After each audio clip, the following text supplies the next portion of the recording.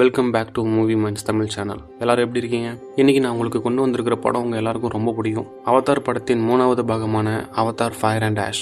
Avatar படத்தோட first part பூமியில் வளம் தீர்ந்து போனதால் மனிதர்கள் பேண்டோராங்கிற கிரகத்தில் இருக்கிற விலையுயர்ந்த தாதுவை எடுக்க போகிறாங்க. ஆனால் அங்கே இருக்கிற நாவி மக்கள் அதுக்கு தடையாக இருக்காங்க. அங்கே இருக்கிறவங்களை அப்புறப்படுத்த அவங்க மாதிரியே ஒரு போலி உடம்பை உருவாக்கி அதுக்குள்ளே முன்னாள் இராணுவ வீரர் ஜேக் சொல்லி அனுப்புகிறாங்க. ஆனால் அங்கே போன ஜேக் அந்த மக்களோட அன்பையும் இயற்கையும் பார்த்து மனசு மாறிடுறான். கடைசியில் தன்னோட சொந்த இனமான மனிதர்களுக்கே எதிராக நின்று பாண்டவர மக்களுக்காக போராடி அவங்களை எப்படி காப்பாற்றுறான் அப்படிங்கிறதான் அவதார் படத்தோட கதை. அதோட தொடர்ச்சியாக Avatar The Way of Water 2வது பாகம் 12 வருஷம் கழித்து 2022 வந்துச்சு. முதல் பாகத்தில் ஜெயிச்சதுக்கு அப்புறம் ஜேக் சொல்லி நெத்திரியை கல்யாணம் பண்ணி பசங்களோட சந்தோஷமாக வாழ்ந்துட்டு இருக்கான். ஆனால் பழையபடி மனுஷங்க மறுபடியும் பாண்டோராவுக்கு வர்றாங்க. இந்த தடவை ஜேக்கை கொல்றதுக்காகவே பழைய வில்லன் கர்னல் குவாரிச் ஒரு அவதார் உடம்போட வர்றான். தன்னால் தன்னோட மக்களுக்கு ஆபத்து வரக்கூடாதுன்னு நினச்ச ஜேக் தன்னோட குடும்பத்தோட காட்டுப்பகுதியை விட்டுட்டு கடலோரமாக இருக்கிற மெட்காயினா அப்படிங்கிற கடல்வாழ் நாவி இனத்தோட தஞ்சம் அடைகிறான். அங்கே இருக்கிற கடல் வாழ்க்கைக்கும் மக்களோட பழக்க வழக்கத்துக்கும் ஜேக்கோட குடும்பம் எப்படி மாறுது, அப்புறம் அவங்க குடும்பத்தை துரத்திட்டு வந்த மனுஷங்களை ஜேக்கோட குடும்பம் எப்படி சேர்ந்து ஜெயிச்சாங்க அப்படிங்கிறது தான் மீதி கதை. இந்த 2 படத்தோட தொடர்ச்சியாக 3வது பாகமாக இப்போ நம்ம பார்க்க போகிற படம் 2025 வந்த அவதார் ஃபயர் அண்ட் ஆஷ். கதை எங்கே ஸ்டார்ட் ஆகுதுன்னா, ஜேக் சுல்லியோட குடும்பம் மெட்காயினா மக்களோட வாழ்கிறது ஒரு பாதுகாப்பான இடமா இருக்கும், அப்படியே வாழ்ந்துடலான்னு நினைக்கிறாங்க. ஆனால் அவங்க உயிரோட ஒரு பகுதி அங்கேயே விட்டு வந்ததுக்கப்புறம் அமைதிங்கிறது ஒரு அர்த்தமே இல்லாத வார்த்தையாக போயிடுச்சு. சுல்லியோட குடும்பம் இப்போ ஒரு தீராத மனவழியில் இருக்காங்க. அவங்களோட மூத்த பையன் நெட்டேயம் இறந்துட்டான் இல்லையா, அதனால் அந்த வழி ஒரு தீராத கிரகணம் மாதிரி அவங்கள சூழ்ந்துருக்கு. அதனால் இப்போ அவங்க வாழ்கிற புது வீடு வெறும் சோகங்கள் நிறைஞ்ச இடமா அவங்களுக்கு தெரியுது. அவனோட அம்மா நெத்திருக்கு இந்த துக்கம் வெறும் சோகம் மட்டும் இல்லை, அவங்க மனசில் ஒரு பாரம் மாதிரி ஒரு உறுதியான வெறுப்பு அவங்களுக்கு கொடுத்துருக்கு. அவங்க பார்க்குற ஒவ்வொரு மனுஷனோட முகமும் அவங்களோட மூத்த மகனை பலி வாங்கின அந்த துப்பாக்கி தோட்டாவை தான் ஞாபகப்படுத்துது. அவங்கள பொறுத்த வரைக்கும் இந்த விண்ணுலக மனுஷங்க வெறும் பூமியிலேருந்து பேண்டாராவுக்கு படையெடுத்து வந்தவங்க மட்டும் இல்லை, பூமியை மாதிரியே அவங்க எங்கே போனாலும் நாசம் பண்ண போகிற ஒரு கொள்ளை நோய் மாதிரி நெத்திருக்கு தெரியுது. மனுஷங்களோட வர்த்தக கப்பல்கள் அங்கே வந்ததால் பேண்டோராவில் எல்லாமே மாறிடுச்சு. ஜேக் சுல்லியோட குடும்பம் எதை நினச்சி பயந்து தன்னோட இடத்த விட்டு கடல் பகுதிகளுக்கு வந்தாங்களோ அதே பிரச்சனை, அதாவது மனுஷங்க மறுபடியும் அவங்கள தேடி வந்துட்டாங்க. அதனால் இனிமேல் பழையபடி எல்லாரும் ஒன்றா இருக்கிறது ரொம்ப ஆபத்துன்னு தோணுது. அந்த குடும்பத்தால் ஒரு கஷ்டமான முடிவு எடுக்கப்படுது.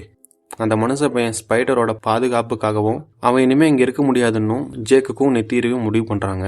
ஏன்னா அந்த ஸ்பைடர் மூச்சு விடுறதுக்கு மாஸ்க் வேணும், அது இங்கே அந்த அளவுக்கு சேஃப்டி இல்லை. ஒரே ஒரு பேட்டரியை நம்பி எவ்வளோ நாளைக்கு இருக்கிறது, அதனால அவன் திரும்பவும் மனுஷங்களோட ஆராய்ச்சி முகாமுக்கு போகணும் அப்படின்னு ஜேக் சொல்லி குடும்பம் முடிவெடுத்து அவனை அனுப்பி வைக்க முயற்சி பண்ணுறாங்க. இது அங்கே இருக்கிற மற்ற பசங்களுக்கு வேதனையாக இருந்தாலும் வேற வழி இல்லை. ஜேக் அவனை தனியாக அனுப்பலை, அவனை வழி அனுப்பி வைக்கிறதுக்காக குடும்பத்தோடு போகிறாங்க. அவங்க அப்படி போக போகிற பயணம் ஒரு நீண்ட ஆபத்தான பயணமாக இருக்க போகுது. அவங்க ஆகாய வழியில் போயிட்டு இருக்கும்போது ஒரு மிகப்பெரிய அச்சுறுத்தல் அவங்கள நோக்கி வருது. மேங்வான் அப்படிங்கிற ஒரு பழங்குடியினர் அவங்கள தாக்குறாங்க. அந்த இனத்தோட கொடூரமான தலைவி அவளோட பேர் வராங்க. அவளோட தலைமையில் இருக்கிற அந்த பழங்குடியினர் அவங்க போகிற அந்த வர்த்தக கப்பலை ஒரு அச்சுறுத்தலாக பார்க்கல, ஒரு இரையாக பார்க்குறாங்க. கடல் கொள்ளையர்கள் மாதிரி இவங்க வான் கொள்ளையர்கள். வர்த்தக கப்பலை அபகரிக்கிற முயற்சியில் 2 தரப்பினருக்கும் நடக்கிற சண்டையில் அந்த பழங்குடியின ஆளுங்க வர்த்தக கப்பலை தீ வச்சு கொளுத்துறாங்க. அதுவும் எப்படின்னா, தற்கொலை படம் மாதிரி ஆட்களை செட் பண்ணி. அந்த நெருப்புக்கும் சண்டைக்கும் நடுவில் ஜேக் சுல்லியோட குடும்பம் தனித்தனியாக செதறி போகுது. ஜேக் சுல்லியோட குடும்பத்தில் குழந்தைங்க ஒரு பக்கமும் அவனோட மனைவி ஒரு பக்கமும், காயப்பட்ட நிலையில் ஜேக் ஒரு பக்கமும் தனித்தனியாக போயிடுறாங்க.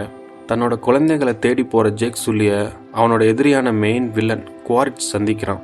அவனை கொல்றதுக்கு முன்னாடி வில்லனோட பையன் அந்த ஸ்பைடர் அங்கே தான் இருக்கான், அவங்களோட ஒருத்தனா. அவன் எங்கன்னு கேட்க இப்படி நடந்த சம்பவத்தை சொல்லி எல்லாரும் அங்கே மாட்டிகிட்டு இருக்காங்க, நம்ம போய் காப்பாற்றினாதான் வேலைக்காகும்னு சொல்லி பழைய எதிரிகள் இப்போ ஒன்றா சேர்றாங்க. வில்லன் குவாரிச் வேற வழி இல்லாமல் அவனோட பையனை காப்பாற்றணுங்கிறதுக்காக ஜேக் சுல்லியை இப்போதைக்கு கொல்லாமல் விட்டு வைக்கிறான். இந்த பழங்குடியினரோ இல்லை நெருப்போ ஏதோ ஒன்று அவனோட பையன் ஸ்பைடரை கொல்றதுக்காக முன்னாடி நாம் அவனை காப்பாற்றணும் அப்படின்னு 2 பேரும் ஒன்றா சேர்ந்து செயல்படுறாங்க. ஜேக்குக்கு மொத்தமாக அவனோட குடும்பத்தில் இருக்கிற எல்லாரையும் காப்பாற்றணுங்கிறது தான் நினப்பு. ஸ்பைடரோட மாஸ்கில் இருக்கிற ஆக்சிஜன் லெவல் கம்மியாயிட்டே வர்றதால அவன் இன்னும் கொஞ்ச நேரம் தான் மூச்சு தாக்கு பிடிக்க முடியும். அவன் பிறந்து வளர்ந்த இந்த பேண்டோராவோட காற்றே அவனுக்கு யமனா மாறுது. ஒரு கட்டத்துக்கு மேலே மூச்சு திணறி மயங்கி விழுந்துடுறான். அவனோட கூட பிறக்காத சகோதரர்கள் அவனுக்காக அழுகுறாங்க. அப்போது புனித மரத்தின் விதை முதல் பாகத்தில் எப்படி ஜேக் சுல்லியோட உயிரை காப்பாத்துச்சோ அது மாதிரி மறுபடியும் புனித மரத்தோட விதை ஸ்பைடரை நோக்கி வருது. அந்த சமயத்தில் கிரி அப்படிங்கிற அந்த இறைவனால் தேர்ந்தெடுக்கப்பட்ட பொண்ணு ஏதோ ஒரு உள்ளுணர்வின் தூண்டிதல் மூலயமா ஸ்பைடருக்கு அந்த கிரகத்திலேயே மூச்சு விடுற அளவுக்கு ஒரு மந்திரம் போட்டு விடுறான். ஸ்பைடர் இப்போ அந்த உலகத்தோட முழுசாக இணைஞ்சிட்டான். இதுக்கு மேலே அவனுக்கு மாஸ்க் தேவைப்படாது. ஸ்பைடர் இப்போ மறுபிறவை எடுத்துட்டான். அப்போ அவங்கள நோக்கி தீய சக்தி கொண்ட அந்த பழங்குடியினர் வந்து அவங்கள பிடிச்சு வைக்கிறாங்க. அதே சமயம் வில்லன் குவாரிச்சும் ஹீரோ ஜேக் சுல்லியும் அந்த இடத்துக்கு வந்து பசங்களை காப்பாற்றுற முயற்சியில் தீய சக்தியான வராங்கிட்ட மாட்டிக்கிறாங்க. துப்பாக்கியை எப்படி உபயோகிக்கணும்னு குவாரிச் கிட்ட கேட்குறா. அவனும் அதை அவளுக்கு சொல்லி கொடுக்குறான். அந்த சமயத்தில் கிரியோட சக்தி ஒரு பயங்கரமான நிலையில் இருக்குது. ஒரு வார்த்தை கூட பேசாமல் அவளோட கூந்தலை அங்கே இருக்கிற வேர்களோட இணைச்சு செடி கொடிகள் கிட்ட வில்லன்களை தாக்க சொல்கிறா. பேண்டாராவோட வேர்களும் கொடிகளும் கொடூரமான ஆயுதங்களாக மாறி மாங்வான் காவலர்களை சத்தம் இல்லாமல் கொண்டு தீக்குது. அந்த தடுமாற்றத்தை பயன்படுத்தி ஜேக் சல்லி குடும்பம் அங்கேருந்து தப்பிச்சு காட்டுக்குள்ளே மறைஞ்சு போயிடுறாங்க. ஜேக் சொல்லி குடும்பம் அவங்களோட இடத்துக்கு போன அப்புறம் எல்லாரும் ஆச்சரியமாக ஸ்பைடரை செக் பண்ணுறாங்க. மாஸ்க் இல்லாமல் முதலாக பாண்டோராவில் ஒரு மனுஷன் இருக்கிறத பார்த்து ரொம்பவே ஆச்சரியப்படுறாங்க. இது தற்செயலாக நடந்ததில்லை. இது ஒரு மிகப்பெரிய உயிரியல் புரட்சின்னு அங்கே இருக்கிற விஞ்ஞானிகள் புரிஞ்சுக்கிறாங்க. இந்த மாற்றத்தை வச்சு பேண்டோராவில் இருக்கிற எல்லா மனுஷங்களையும் மாஸ்க் இல்லாமல் சுவாசிக்க வைக்க முடியும்னு நினைக்கிறாங்க. ஆனால் இந்த மாற்றம் அதையும் தாண்டி ரொம்ப ஆழமாக இருக்குது. ஸ்பைடரோட தலையில் ஒரு நியூரல் கீ வளர்ந்துருக்கு. இது மூலமாக மற்ற விலங்குகளோடவும் மனுஷங்களோடவும் அவன் கனெக்ட் பண்ணிக்க முடியும். அவன் ஆசைப்பட்ட மாதிரியே பாண்டோரா உயிரினங்களோட அவனால் இணைய முடியும். அந்த சமயம் கிரி தான் யார், தன்னால் எப்படி இதெல்லாம் பண்ண முடியுது அப்படின்னு அவளோட அடையாளத்தை புரிஞ்சுக்க முயற்சி பண்ணிட்டு இருக்கும்போது குவாரிச் ஒரு புது அதிகாரத்தை உருவாக்க பார்க்குறான். அவன் அந்த பழங்குடியின மாங்குவான் கிராமத்துக்கு தனியாளாக போகிறான். அங்கே இருக்கிறவங்க இவனை ஈஸியாக போட்டு தரலான்னு நினைக்கிறாங்க. ஆனால் பின்னாடி இருந்து மறைஞ்சு தாக்குறதுக்கு அவனோட ஆட்கள் தயாராக இருக்காங்க. அவனோட பலத்தை அங்கே காட்டி அந்த தீய சக்தி வில்லியான வராங்க தன் பக்கம் இழுத்து ஒரு பலமான கூட்டணியை உருவாக்குறான். மனுஷங்களோட ஆயுத பலமும் அங்கே இருக்கிற நாவியோட இரக்கமில்லாத கூட்டமும் சேரும்போது ஜேக் சுல்லி குடும்பத்துக்கு ஒரு பேராபத்தை இது அமைய போகுது. ஸ்பைடர் இப்போதான் தன்னை ஒரு நாவி வாசியை உணர ஆரம்பிக்கிறான். ஆனால் அவனோட கடந்த காலம் அவனை தேடி வந்துட்டே இருக்கு. கிரி அவனை பாதுகாக்க எவ்வளோ முயற்சி செஞ்சோம். மனுஷங்களோட தாக்குதல் ரொம்ப வேகமாக நடக்குது. ஸ்பைடர் திரும்பவும் கடத்தப்படுறான். அவன் ஒரு மனுஷனாக இருந்தாலும் கொஞ்சம் கூட இறக்கமே இல்லாத அவனோட அப்பன் குவாரிச் கிட்ட மறுபடியும் மாட்டிக்கிறான். குவாரிச் இப்போ வெறும் துப்பாக்கிகளோட வரல, அவன் பின்னாடி ஒரு நாவி இராணுவமே இருக்குது. நம்மளால் அப்பாவி மெட்காயினா மக்கள் அழியக்கூடாது அப்படிங்கிறதுக்காக ஜேக் சொல்லி ஒரு பெரிய தியாகத்தை பண்ணுறான். தன்னை குவாரிச் கிட்ட ஒப்படைக்கிறதாகவும் ஆனால் மெட்காயினா மக்கள் இதுக்கு அப்புறம் எந்த பிரச்சனையும் இல்லாமல் நிம்மதியாக வாழணுன்ட்டு கோரிக்கை வச்சு அவன் குவாரிச் கூட போகிறான்.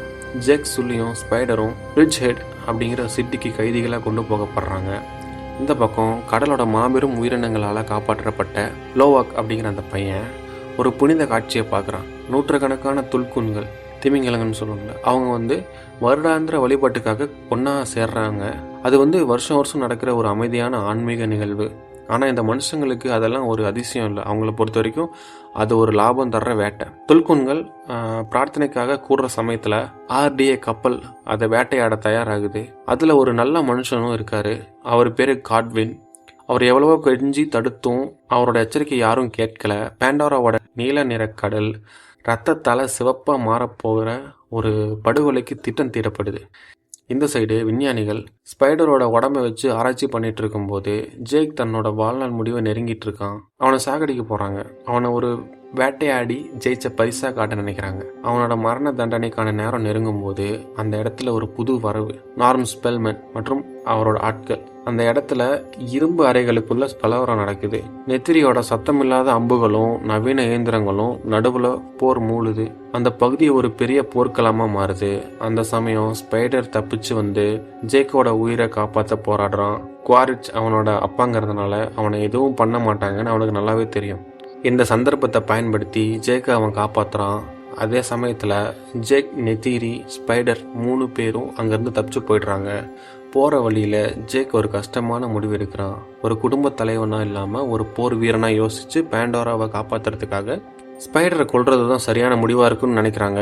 ஏன்னா ஸ்பைடர் மூலமாக மனுஷங்க மாஸ்க் இல்லாமல் வாழ கற்றுக்கிட்டா பேண்டோரா முழுக்க மனுஷங்க பரவி நாவி இனமே அழிஞ்சுடன்ட்டு பயப்படுறான். ஆனால் நெத்திரி அதை மறுக்கிறா.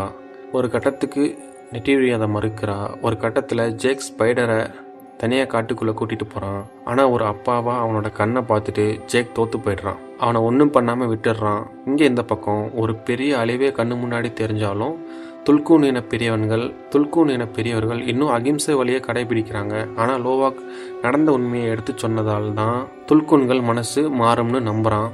அவன் பைகான் மற்றும் டானாக் கூட சேர்ந்து துல்கூன்கள் ஒன்றா கூடியிருக்கிற இடத்துக்கு வர்றான். அவங்களோட உடம்புல இருக்கிற தழும்புகளை பார்த்த அப்புறம் இனிமேலும் அமைதியாக இருந்தால் அழிவுதான் மிஞ்சுன்னு அந்த பெரியவங்க புரிஞ்சுக்கிறாங்க. ஜேக் எல்லா நாவி பழங்குடியினரையும் ஒன்றா திரட்டுறான். தான் மகனை இழந்த துக்கமும் தான் மகளை பற்றிய பயமும் இப்போ ஒரு லட்சியமாக அவனுக்கு மாறுது. அவன் எல்லாரும் இப்போ மகா சமுத்திரத்தை பாதுகாக்க போகிற ஒரு இராணுவமாக நிற்கிறாங்க. போர் ஆரம்பிக்குது. அந்த கடற்கரை போர் ஒரு இரத்த கலரையாக மாறுது. வெடிகுண்டுகளும் அலறுற பேன்ஷிப்களும் நடுவில் ஒரு மெட்காயின குடும்பத்தில் ஒரு சோகம் நடக்குது. கர்ப்பமாக இருக்கிற அந்த இனத்தோட தலைவி ரோனல் போர்க்களத்தில் பலமாக காயப்படுறாங்க. தன்னோட கடைசி நிமிஷத்தில் பிரில் அப்படிங்கிற குழந்தைய பெத்தெடுத்து அவங்க உயிர் பிரியுது. நிலைமை ரொம்ப மோசமாகுது. பச்சை குழந்தையோட இருக்கிற நெத்திரியை மாங்குவான் கூட்டம் பிடிச்சு ஆர்டிஏ கப்பலுக்குள்ளே கொண்டு போகிறாங்க. ஜேக் ஒரு கொடுமையான உண்மையை உணர்றான். அவன் தோத்துட்டான். கிரி தன்னோட சகோதரர்களோட சேர்ந்து போராடும் பொழுது அவளோட குரல் மகாத்தாய் எய்பாவை அடையுது. அடுத்த நிமிஷமே பேண்டோரா அவங்களுக்கு பதில் சொல்லுது. அங்கே இருக்கிற காட்டு விலங்குகள் எல்லாம் ஒன்றா சேர்ந்து ஆர்டிஏ படைகளை தாக்குது. இயற்கையோட அந்த சீற்றம் மனுஷங்களை நிலைக்குலைய வைக்குது. கிரி ஏற்படுத்துகிற அந்த சந்தர்ப்பத்தை பயன்படுத்தி நெத்திரி மீண்டு வர்றான். அந்த பெரிய கப்பல் மெல்ல மெல்ல உடைய ஆரம்பிக்குது. அந்த கப்பல் ரெண்டாக உடையிற அந்த சூழலுக்குள்ள ஜேக்கும் குவாரிச்சும் தள்ளப்படுறாங்க. உலகமே அழிஞ்சிட்டு இருந்தாலும் அவங்க 2 பேருக்கும் இடையில இருக்கிற சண்டை தீரலை. அவங்களுக்கு பின்னாடியே ஸ்பைடரும் அந்த இடிபாடுகளுக்கு நடுவில் போகிறான். ஸ்பைடர் சாக போகிற அந்த இக்கட்டான நிலையில் 2 எதிரிகளும் ஒன்றா சேர்ந்து அவனை பாதுகாக்கிறாங்க. ஆனால் அந்த அமைதி கொஞ்ச நேரம்தான். நெத்திரியும் குழந்தைகளும் தங்களோட பறக்கும் வாகனங்களில் வந்து அவங்கள மீட்கும் போது தான் தோத்துட்டோம்னு குவாரிச்சுக்கு புரியுது. மறுபடியும் நெத்திரி கையால் சாகிறத விட தற்கொலை பண்ணிக்கலான்ட்டு குவாரிச்சு ஒரு முடிவு எடுக்கிறான். சலி குடும்பம் ஒரு வழியாக ஒன்றா சேர்றாங்க. போர் முடிஞ்ச பிறகு ஸ்பைடர் மெட்காயினோவோட அந்த புனிதமான ஆன்மீக மரத்தை அடைகிறான். அவன் அந்த மரத்தோட இணையும் போது அவனுக்கு முன்னோர்களோட வரவேற்பு கிடைக்குது. அந்த புனிதமான இடத்துல கிரி ஸ்பைடருக்கு ஒரு பெரிய பரிசு கொடுக்குறான். அவன் பார்க்காத அவனோட அம்மாவை அங்கே ஆன்மீக ரீதியாக சந்திக்க வைக்கிறான். முன்னோர்களோட ஆசையோட ஸ்பைடருக்கு அந்த இறுதிச் சடங்கு செய்யப்படுது. இனிமே அவன் வெளியால் இல்லை. ஸ்பைடர் இப்போ அதிகாரப்பூர்வமாக ஒரு நாவி வீரன். தன்னோட உண்மையான வீட்டை அவன் ஒரு வழியாக கண்டுபிடிச்சிட்டான். இதோட அவதார் ஃபயர் அண்ட் ஆஸ் படம் முடியுது. கடைசி வரைக்கும் பார்த்தவங்க எல்லாருக்கும் என்னோட ஆழமான நன்றிகள். உங்கள் எல்லாரையும் அடுத்த ஒரு நல்ல படத்தோட நான் சந்திக்கிறேன்.